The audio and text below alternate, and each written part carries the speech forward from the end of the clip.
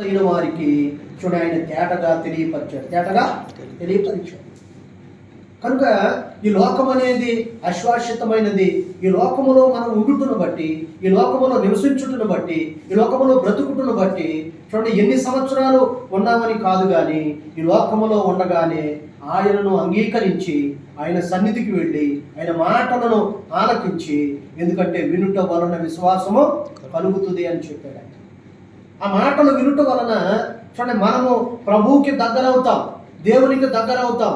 దేవుడు మనల్ని ఏం చేస్తూ ఉన్నాడంటే, ఆయనకి మనం సమీపస్తులుగా ఉండుటను బట్టి మనలో ఉన్న పాప దోష అపరాధములన్నీ కూడా ఏమైపోతాయి అంటే, ఆయన దగ్గరికి వెళ్ళిన తరువాత మనంతటా మనమే, అయ్యో నేను దేవునితో ఉంటున్నాను కదా, దేవునితో నివసించాలని, దేవునితో జీవించాలని దేవుని దగ్గరికి వెళుతున్న చూడండి, నా జీవితం అనేది అది ప్రభువుకే కానీ ఇక నా కొరకు కాదు. అందుకని నేను అన్నారు, మీరు విలువ పెట్టి కొనబడినవారు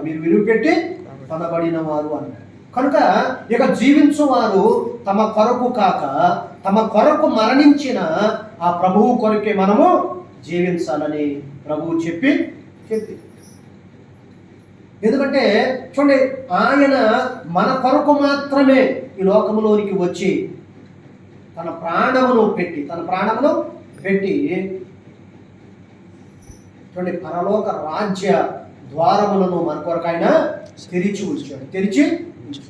ఆయన వచ్చుట ద్వారా పరలోకం అనేది మనము కూడా వెళ్ళటానికి ఆయన ద్వారాలు తెరిచి ఉంచాడు. ఆయన పరలోక రాజ్య ద్వారములను తెరవటానికి ఆయన వచ్చాడు.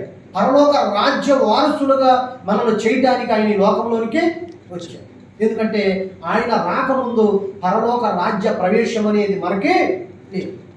ఆయన వచ్చిన తర్వాత మాత్రమే చూడండి, ఆయన అందుకనే యుగ పురుషుడు, శక పురుషుడు. ఎందుకంటే ఆయన చూడండి, యుగ యుగములు జీవించుచున్నవాడు. అందుకనే ఆదియు నేనే, అంతమును నేనే అయి ఉన్నానన్న. కనుక ఆయన జీవిస్తూ ఉన్నాడు.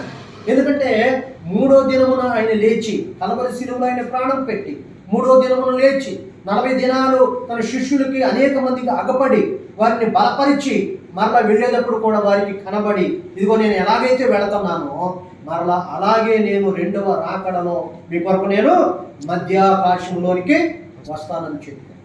చూసారా, ఎలాంటి మాటలు మనుషులని బలపరచడానికి, మనుషులకి ఆదరణ కలిగించడానికి, మనుషులైన వారికి ఆదరణ కలిగించే మాటలను చెప్పి